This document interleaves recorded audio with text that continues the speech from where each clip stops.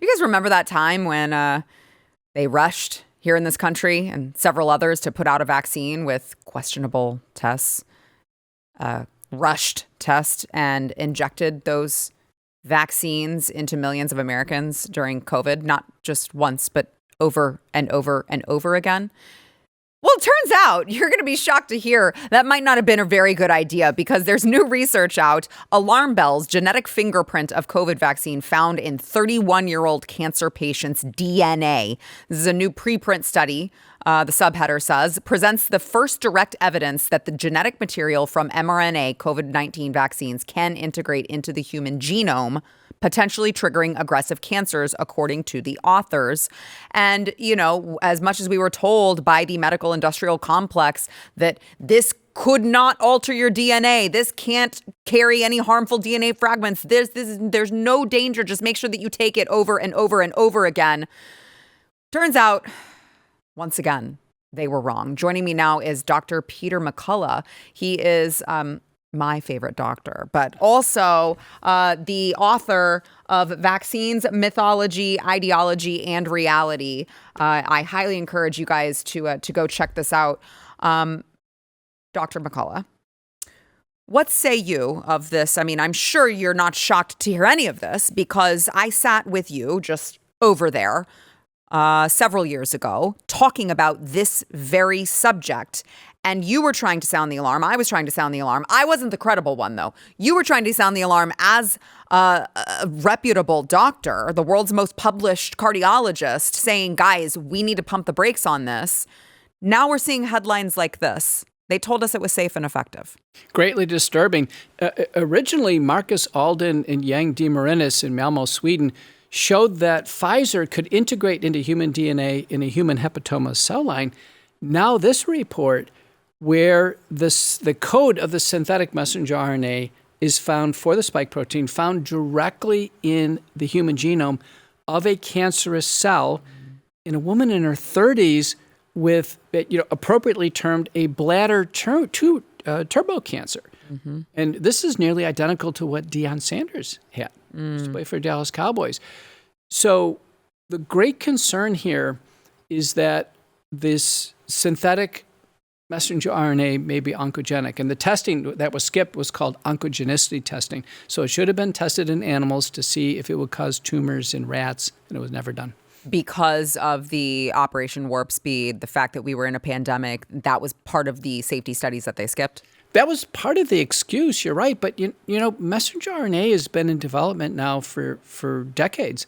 And it's still without basic fundamental testing of pharmacokinetics, pharmacodynamics, genotoxicity, teratogenicity, and oncogenicity. So I'm going to be honest, I don't know what all those terms meant, but they sound bad. Sarah, this is a fundamental safety dossier. Yes. So, for instance, pharmacokinetics. No one knows how long this stays in the body. No one knows where it goes in the body. Yeah. We have data on one of my patients here that we're using a research lab in Germany. He unfortunately took 3 shots of Pfizer. He developed heart damage, myocarditis, blood clots, and now 3.2 years later, we're finding Pfizer in his bloodstream and producing the dangerous, potentially lethal spike protein. Jeez. That is, that's obviously extremely concerning. And then when you add on top of that, the FDA is reviewing reports of COVID vaccine deaths, which, again, this is something that, of course, we were sounding the alarm about at the time. But now, under the direction of, we'll just say, new leadership, okay, they plan to highlight possible links between the shots and accounts of deaths involving children and birth defects. And there are reports upwards of 25 children, my opinion, probably way higher than that, have died. What say you as the expert at the table? Completely unacceptable. The very first case of autopsy-proven fatal myocarditis in an adult was New England Journal of Medicine in August of 2021. First author is Verma. But Gill and colleagues also published in 2021 2 children who died a few days after taking Pfizer, Michigan and in Connecticut. Again, autopsy proven. Mm-hmm. These single cases that are published in the peer-reviewed literature should have been an immediate removal of the vaccines off the market. Now, 5 years later, they're getting around to studying some deaths in a peer-reviewed study by our FDA. I've had a chance to have a personal conversation with our current new interim CDC director, Jim O'Neill, and I said point blank, we have 19,460 deaths in the U.S. CDC VAERS data. You're way behind, and you need to get a move on. Yeah. And so he heard it from me personally. Can't be any excuses here. Sure. They know. Yeah. Well, now, I mean, speaking of that, obviously you are one of the most credible people in the country on this. But did you know your Wikipedia, still to this day, the opening paragraph on your Wikipedia page says that you, quote, promoted misinformation and conspiracy theories about COVID-19, its treatments, and mRNA vaccines. And that is just so reprehensible. At what point are they going to finally admit that the people who they labeled the crazy right-wing nut jobs, the people who risked everything — I don't have to tell you that, my friend. I know that you know that. You are one of the only ones. You risked everything, as much as I'm sure you get it, I get it all the time, that you're just in it for the money. And I'm like, boy, let me tell you, if you think that there's money in going against the science, of course I'm using air quotes, you're dead wrong, because there is risk of losing money and losing income when you go against the medical industrial complex. Does it still make you angry that they did all of that they are continuing to label you that to this day? I look back on it and I wouldn't change a thing. My publication of the most widely employed early treatment protocol for COVID-19, and now publishing the most widely used approach to helping the body recover after the vaccines. Those two McCullough protocols have been credited with saving tens of millions of lives and sparing hundreds of millions of hospitalizations, far more than any vaccine claim could possibly have. I don't regret a thing. My goal is to live long enough to be vindicated. Now, Sir Richard Dahl, now he's been knighted, but when Dahl first presented on smoking causing lung cancer, 1950, and he proved it in 1954, the British physician smoking study, he was tarred, he was smeared. The tobacco industry went after him. They tried to destroy his career. He lived long enough to be vindicated.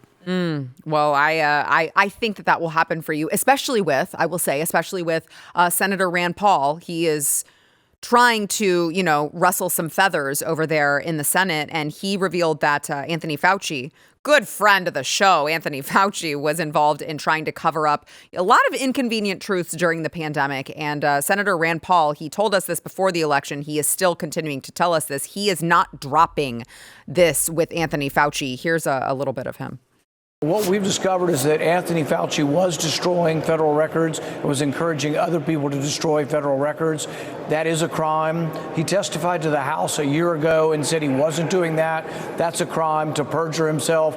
And so we will bring him back. I've asked him to come and testify this fall. If he doesn't come voluntarily, we will subpoena him. The question is he immune because of the pardon? I think that needs to be challenged in court. Are we going to get justice when it comes to Anthony Fauci, auto pen pardons and all? What do you think? Yeah, as you know, I've testified multiple times in the Senate myself. A special counsel has to be assigned. I mean, that's just the step that needs to be taken. I think it's likely that Fauci approached Biden in his compromised state, and Fauci requested the 10-year pardon for crimes he knew he committed. The crimes are fraudulent concealment of critical information that we could have used to save lives, and then also mass negligent homicide, because his work on suppressing the early therapeutics for COVID-19 and promoting ineffective and dangerous vaccines cost countless lives. Yeah, I mean, the question is, how do we do that? You point out the 10-year look back is a little strange, right? Because it doesn't just go from the time of COVID through Joe Biden's last day. It goes way earlier than that. But some of these, Rand Paul was talking a lot about the emails. And I don't know, maybe you have some inside information. I'm not sure, but I'm trying to understand where they get him if he did have the blanket pardon. But I do know that there was some perjury issues going on. And there was some, as Rand Paul mentioned there, some, obstruction or concealment or deletion of government emails. So I want to read some of these emails in question. Someone sent, actually, it was Rand Paul's tweet that they sent to Anthony Fauci at the time. And it was a post questioning his response to the pandemic in New York. And it cites Johns Hopkins University. New York's per capita death rate is more than 2 times greater than Italy, Spain, and Britain, and more than 8 times worse than Florida, 10 times worse than Texas. For you to say New York got it done correctly disregards the facts and calls your judgment into question. And so Anthony Fauci's response, as it seemed to be in a lot of different emails here, was basically he says it, okay, he's full of, I don't want to cuss in front of a esteemed doctor. He's full of shit. Mark Meadows curiously had the same response and was upset when I said New York got things right. So then he goes on to say, I don't want to engage anymore with this nonsense. And so please delete this email after you read it. And he seemed to curiously say this a lot. Anthony Fauci seemed very intent on making sure that his coworkers and his employees deleted their emails. I wonder why. You know, the House Select Committee found instructions that Fauci had given to write in code, so this couldn't be picked up on FOIA requests. So No. And also many emails that say, listen, let's take this out of email and use the phone. So Fauci understood that the SARS-CoV-2 virus was being created by Dr. Ralph Baric at UNC Chapel Hill, by Dr. Xingling Li, the bat lady there, and it was being coordinated by EcoHealth Alliance, now disbarred Peter Daszak. That's the core group. To this day, Fauci's creation in 2021, published in 2016 in Nature Medicine and Proceedings of the National Academy of Sciences, that creation, the genetic code for this, that's public funds that did that, was supposed to be released. And Baric says, well, I'm not going to release it. You know, the NIH told me not to release it because if he releases the genetic code, it's going to match very closely to what came out of the Wuhan lab. So Rand Paul just simply Ralph Baric needs to be on the stand and say, give us the genetic code of your virus. And where was it? It was in UNC Chapel Hill. It was probably in the Rocky Mountain Research Laboratory in Hamilton, Montana, and for sure it was in Wuhan. We need to know how many more strains of this do they have locked and loaded over there. Right. Do you know, does Rand Paul have this information? Do you know? You know, I don't know. I know he's written a book on this. He's worked very hard. I think he's focusing very tightly on Fauci's interaction in Senate testimony. And, you know, when one testifies, you raise your hand, you know, the person testifying is held to the standard of the law. The people asking the question are not. They actually have an immunity. So it's a little bit of a challenge. If you watch the Senate testimony, I've been on the hot seat now, I think 5 times. As a witness, I'm always very careful to make sure I cite the data and to make sure no one could come back and ever say that I committed perjury. Yeah. So you've got this book, which again, I want to encourage everyone to go get. Yeah, there it is on the screen. It's vaccines.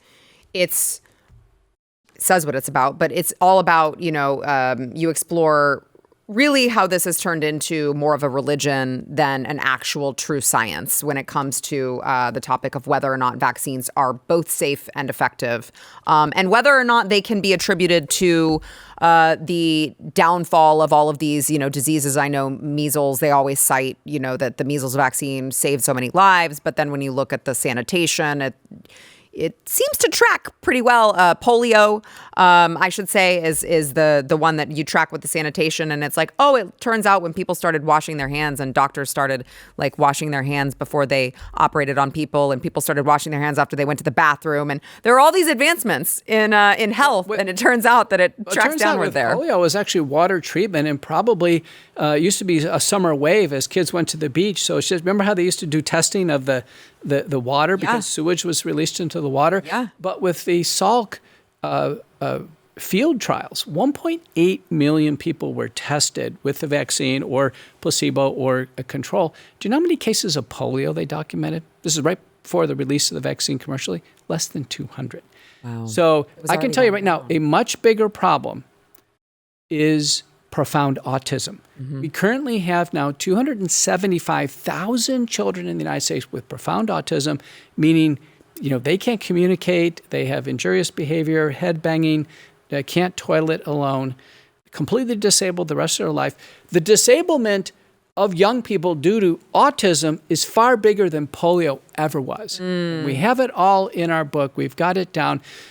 Vaccines over time came out of a tremendous fear of infectious disease, bold claims made by vaccinologists that could not be scientifically supported, and then a lot of money and a lot of power. You mix that up together, and you come up with essentially a false religion. Well, I have a lot of people who regularly email me or send me a message and ask me, what books should I read? I want to get more educated on vaccines. This is one from someone that I highly, highly trust, and I recommend Vaccines, Mythology, Ideology, and Reality. If you want to know the truth about the medical industrial complex, I want to ask you one last question, Dr. McCullough. Did you ever think, say 10 years ago, that you would be dedicating your time to writing this book? I never did. I never thought a pandemic would come, but I have to tell you, I must have been the right person at the right time to fill this tremendous void that we've had in medicine and in the integrity of science and the tremendous controversy that we've fallen upon. And I don't think this is over. This is not over. There is now some type of madness that has beset the medical mind. Today, someone just showed me a poster from the National Health Service in the UK, and it shows a baby in the womb inside a man. Yes, you're kidding. The National Health Service believes a man can carry a baby. The CDC on its website has instructions about how a man can do breastfeeding. Oh, no. The medical community has lost its mind. Well, I tell the story frequently, and about 2013, 2014, I remember having a conversation with my mom, and I said 50 years from now, they're going to look back on this vaccination program and they are going to be so ashamed because the truth is finally going to come out. I can say with absolute 100% certainty that timeline has been sped up in large part due to all of your great work. And I just appreciate you so much. And I would 100% agree you were the right man at the right time. And I am so grateful to you for dedicating a large part of your life now to sounding the alarm on all of these myths and promoting the reality of this. Dr. Peter McCullough, author of Vaccines, Mythology, Ideology, and Reality. Thank you so much. Thank you.